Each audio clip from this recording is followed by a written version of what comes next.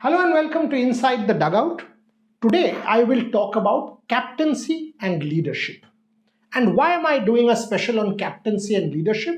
Because according to me, in T20 cricket, the role of a captain is critical.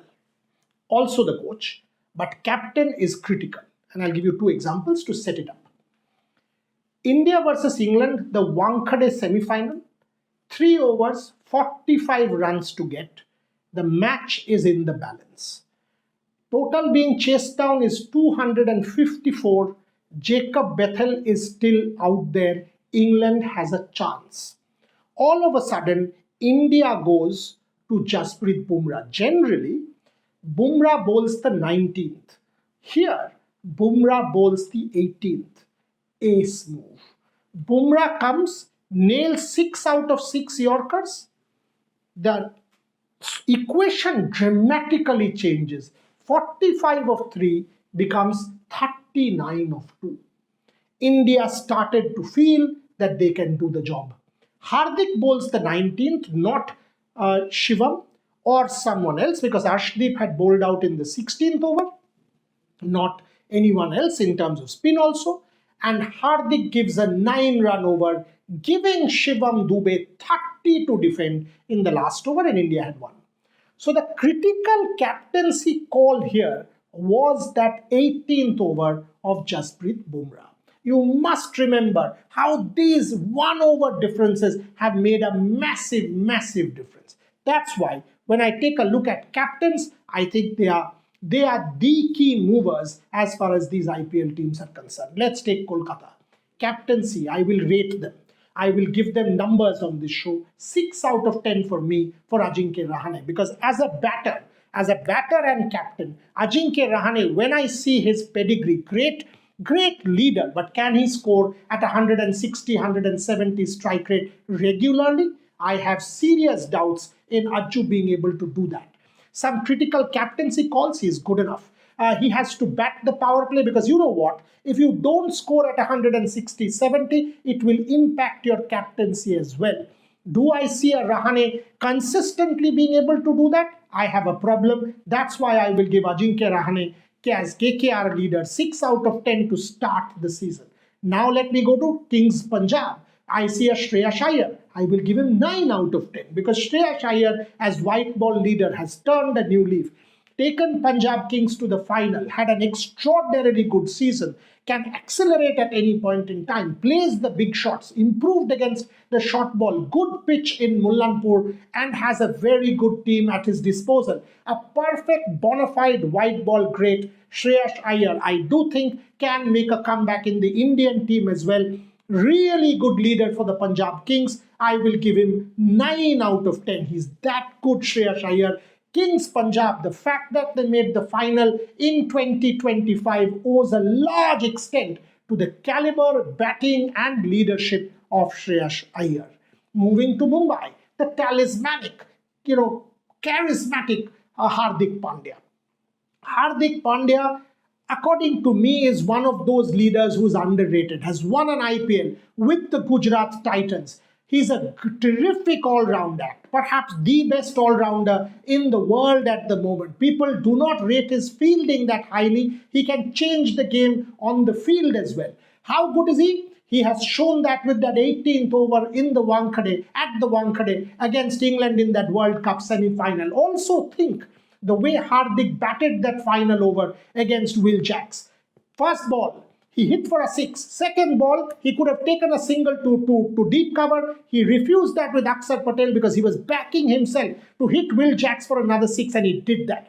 That's how good Hardik Pandya is. Under pressure, to be able to soak in the pressure, the temperament, the zeal, the resilience, the competitiveness of Hardik Pandya is less to none. So Mumbai Indians and Hardik will want to make a real statement. As Mumbai skipper, it has not been the best going for Hardik, and Hardik will want to change that with a really good side that he has at his disposal. Moving on to Chennai, this is the coming of age season for Ruturaj Gaikwad. Has been groomed by MS Dhoni, has been there for a year, captained the CSK team, now has control. MS Dhoni is possibly the last year. Ruturaj Gaikwad knows he is the future. They've given him the responsibility, good enough batter, really good talent, and with Chennai, he will have the freedom as well because they will invest in him long term. One good season doesn't mean that Chennai will start to look beyond Rutu. Rutu is a very good batter. I think Rutu's season could well be defined by how good he is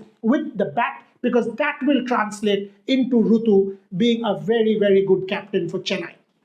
One of the most underrated cricketers, but a really good leader of men is Akshar Patel.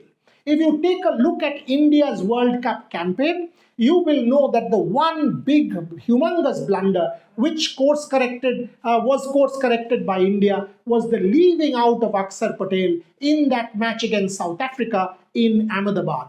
Akshar Patel, in the power play, lower down the order, on the field, think of the two catches. Think of the two catches.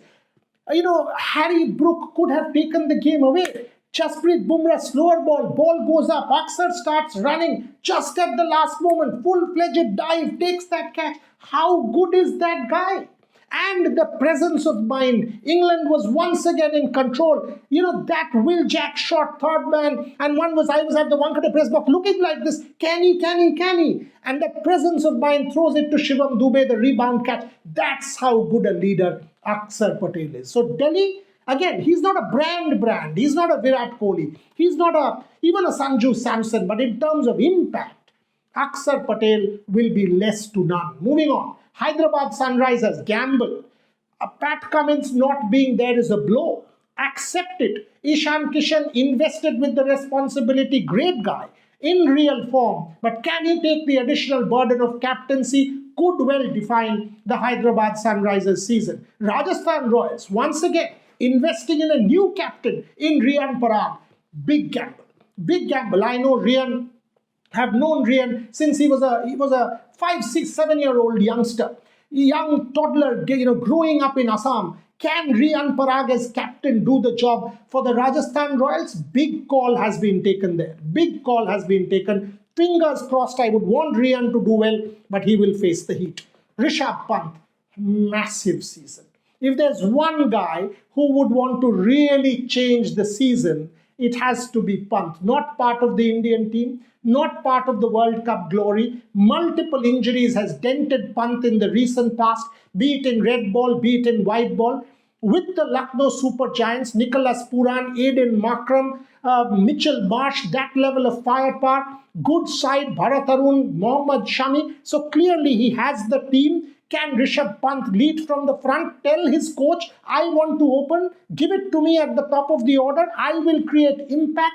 Take the bull by the horn. Massive, massive season for Rishabh Pant as skipper. One man who will be under a lot of pressure and will want to seek out the IPL platform is Shubman Gill. Appointed India's vice captain in September, everyone was talking about him as future captain. Unfortunately, wasn't able to make the format his own. Did not have a very good Asia Cup and an Australia series, and subsequently dropped in favour of an Ishan Kishan, Sanju Samson and Abhishek Sharma. As skipper of the Gujarat Titans, Gill has been exceptional in the last couple of seasons in the IPL. Can he open national team doors again? Can he make the white ball format his own? Can Gill step up and bat like the champion that he has in the past? Could well define Gujarat Titans campaign. Now India's red ball leader. There's no debate. Shubman Gill is a good leader of men. We've seen that in the series against England. Can he put together a side that can once again challenge, mount a challenge for the IPL title? Gujarat, really good record. Champion, finals, playoffs. Can Shubman Gill do the job for the Titans? It will largely depend on Gill, the batter. If the bat starts to work, maybe the captaincy will also go up a couple of notches. So we'll have to keep an eye on Gill, the batter, because that will impact Gill, the captain. Finally, defending champions' new father, Rajat Patidar, fantastic IPL last season. Fantastic. Anyone deserves credit. You've got a Virat Kohli in that dugout to be able to lead that team. Takes a lot, my friend. Takes a lot. And Rajat Patidar has been exceptional with the bat for RCB. This time round, with no Josh Hazelwood, his task is cut out. As defending champions, the pressure will be immense. But that monkey is off their back. That monkey is off their back. Can RCB win the cup? That is gone. The women's team has won again. Maybe that will add a little bit of pressure on Rajat Patidar. But overall, he's a good player. He's a good player, a good batter, a good leader. And over the last couple of seasons, he has proved that. He's demonstrated that. The question is, to win back-to-back IPLs is a humongous ask. This is one of the most competitive franchise leagues in the world for anybody. To win back-to-back IPLs is difficult. But if there is any guy you would want to back, great person, great leader, has a prospect, can open the doors for the Indian team, it has to be Rajat. Like I said at the start, all these captains will feel the pressure.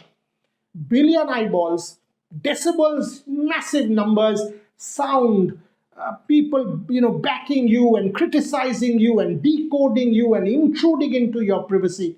It's hard. That's about it. I think I've more or less taken all the teams, have I? I've done Delhi, I've done Mumbai, I've done RCB, I've done Hyderabad, I've done Rajasthan, I've done Lucknow, I've done more or less everybody. I've done Chennai. I think I've covered everyone. If I have missed someone, you guys are there to point it out. That's not a problem at all because you all follow the IPL. I've done Kings Punjab as well. You all follow the IPL far more diligently than I do. So inside the dugout, I will be back with more. Keep talking about it. Let's build the buzz. Watch the show and follow Revsportz. Thank you very much for watching.